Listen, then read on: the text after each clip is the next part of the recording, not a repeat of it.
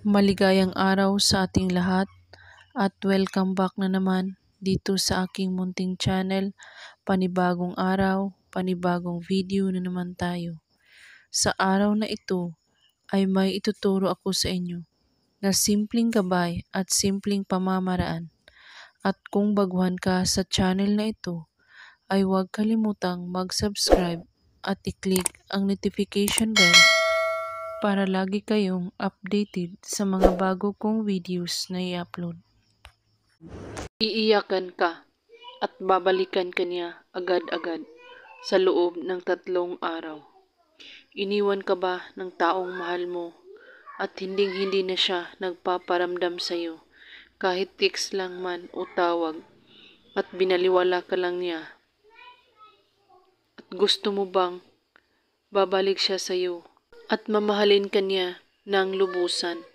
Gawin mo ang spell na ito at iiyak siya at babalik sa tabi mo sa loob lamang ng 3 araw.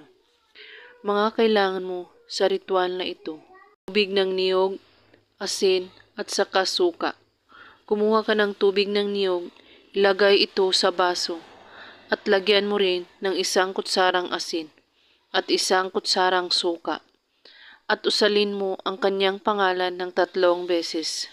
At haluin mo itong mabuti. At pagkatapos, hawakan mo ang baso sa 2 mong kamay at iisipin mo siyang mabuti.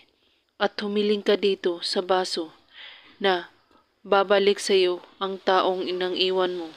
At pagkatapos mong gumawa sa ritual, ay itapon ito sa inyong lababo o CR. At pakakaisipin ka niya araw at gabi, at sa loob lamang ng 3 araw ay babalik siya sa iyo agad-agad. Gawin lang ito na may taus-pusong paniniwala at walang ibang iniisip at pagdududa. Gawin ito kahit anong oras at araw. At kung may katanungan po kayo ay magko-comment lang po sa baba. Maraming salamat sa panonood. May God bless us all.